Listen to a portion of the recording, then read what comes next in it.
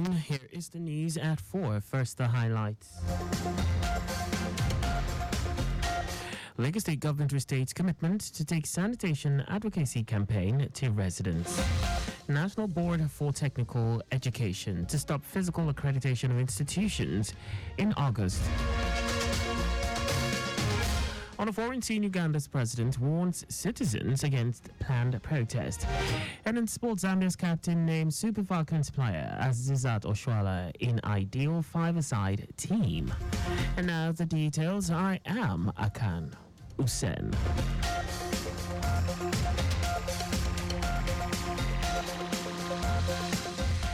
The Lagos State government has reiterated its commitment to continue to take the sanitation advocacy campaign for residents around the state until residents imbibe the culture of good environmental sanitation and hygienic practices. Addressing market traders, residents at Alamutu Market, Idiro Mushin, during the community-based sanitation exercise, sensitization, Special Advisor on Environment Olakunle Akodu said maintaining a clean environment is a must for all residents to keep all types of diseases at bay.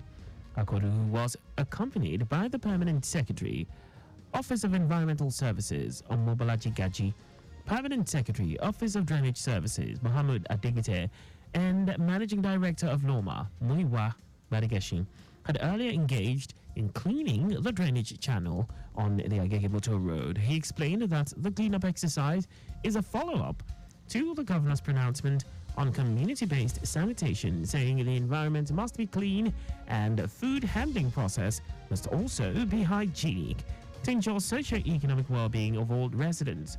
Also, the Permanent Secretary, Office of Environmental Services, Omobolaji Gaji, said the exercise was to create awareness among the residents on the importance of sanitation practices as a veritable means of controlling and preventing communicable diseases. Gaji charged all residents to take charge of their environment by cleaning it always and ensure they blow the whistle when their neighbors engage in unsanitary behaviors, as the government cannot be everywhere.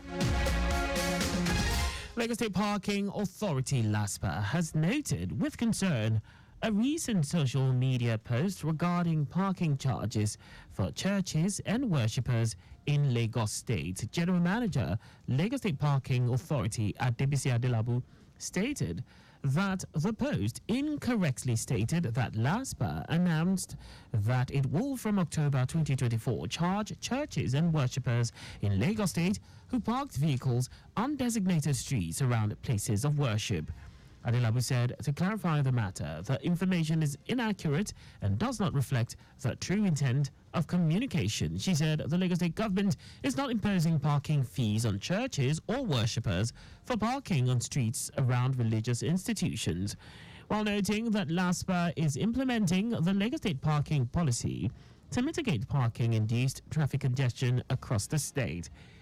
It will be recalled that Governor Babajide Sanwo-Olu approved the introduction of regulated on-street parking scheme, which was announced during a stakeholders forum held on February 14, 2024.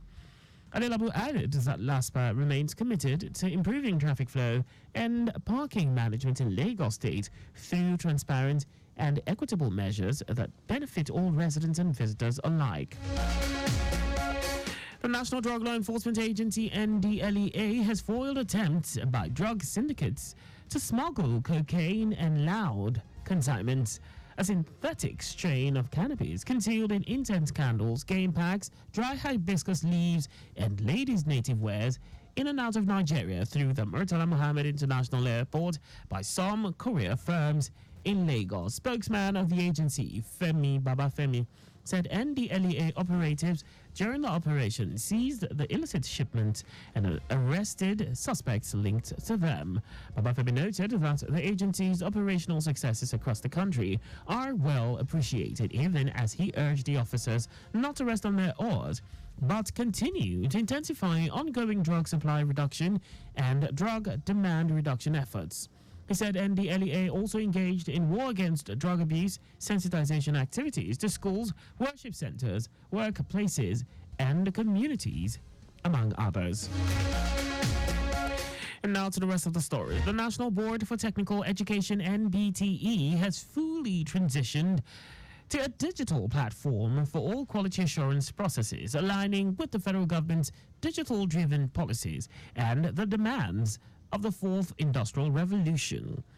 In a statement, head of media unit of NBTE, Fatima Abubakar, said from August, there will be no more physical accreditation or other quality assurance activities in the institutions under its purview.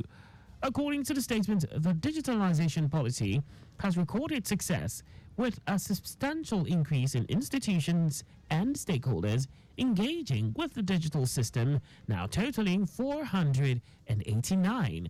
Abubakar said the board has also completed digital assessments and documentation processes for 17 institutions across the 6 geopolitical zones, with approvals granted accordingly. She noted that digital monitoring has been introduced to ensure strict compliance with established standards. The NBTE is a board of education that supervises, regulates, and oversees educational programs offered by technical institutions at secondary, polytechnic, and monotechnic levels through an accreditation process in Nigeria. The Nigeria Security and Civil Defense Corps, Akwa Ibom State Command, has arrested 9 suspected smugglers in connection with illegal dealings in petroleum products and impounded 3 trucks conveying 135,000 liters of the products in Akwa Ibom.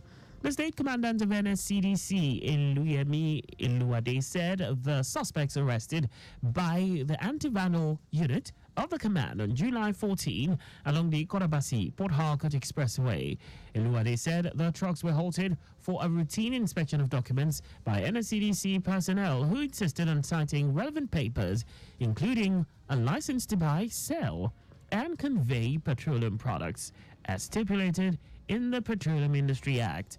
He said another suspect was also arrested by operators of the agency on July 15 in Idu Uruan local government area for criminal conspiracy, tampering, and theft of armored cables in a transformer at the Nigerian Medical Association Center in Uruan. Eluade said the suspect, who was under investigation, was believed to have connived with criminals who breached the security of the facility where he was providing security and vandalized and stole armored cable. And now to foreign news. Uganda's President Yoweri Museveni has warned protesters that they will be playing with fire if they press ahead with plans to stage an anti-corruption march to Parliament on Tuesday. Young Ugandans have been organizing the march on social media to demand an end to corruption in government. They have been partly inspired by their counterparts in neighboring Kenya, who organized mass demonstrations that forced President William Ruto to drop plans to increase taxes. Museveni warned the Ugandan organizers that their planned protest will not be tolerated. The president is accused by his critics of ruling Uganda with an iron hand since taking power in 1986, but his supporters praise him for maintaining stability in the East African state. The president also accused some of the protest organizers of always working with foreigners to cause chaos in Uganda. In our sports, Zambia's captains Barbara Banda has included Azizato Shoala in her Dream 5-a-side team. Banda, who will be leading the Copper Queens at the 2024 Olympic Games, revealed her ideal team in an interview. The Copper Queens will be making their second Olympics appearance in Paris. The 23-year-old made history in Zambia's maiden appearance at the Games in Tokyo. Oshoala became the first player to score hat-tricks in back-to-back Olympic matches. And that's all for the news at 4. Just before we go, slow down at road junctions, intersections, and pedestrian crossings. You can follow us and like all our various social media platforms on X, Traffic Radio 961, Facebook, Lagos Traffic Radio 96.1 FM. Instagram, Lagos Traffic Radio 961, and on YouTube. Subscribe and watch us live on our channel, Traffic Radio 961. You can also visit our website on www.trafficradio961.ng. Did you know that the Sanwo-Olu administration renovated 197 public schools across the state? You can get more details on the Lagos State Government's website. To end the news, here are the highlights of the major stories. Lagos State Government has reiterated its commitment to continue to take the sanitation advocacy campaign for residents round the state until residents imbibe the culture of good environmental sanitation and hygienic practices. National Board for Technical Education has fully transitioned to a digital platform for all quality assurance processes, aligning with the federal government's digital-driven policies and the demands of the fourth industrial revolution. We also told you that Uganda's President Yoweri Museveni has warned protesters that they will be playing with fire if they press ahead with plans to stage an anti-corruption march to Parliament on Tuesday. And in sports, Zambia's captain Barbara Banda has included Asisat Oshwala in her Dream 5-a-side team. For contact with the newsroom, please send a message to info@trafficradio961.ng. And that ends the news broadcast compiled by Zainab Adebeshi. I am Akan Usen. Thanks for listening and please stay safe. Good afternoon.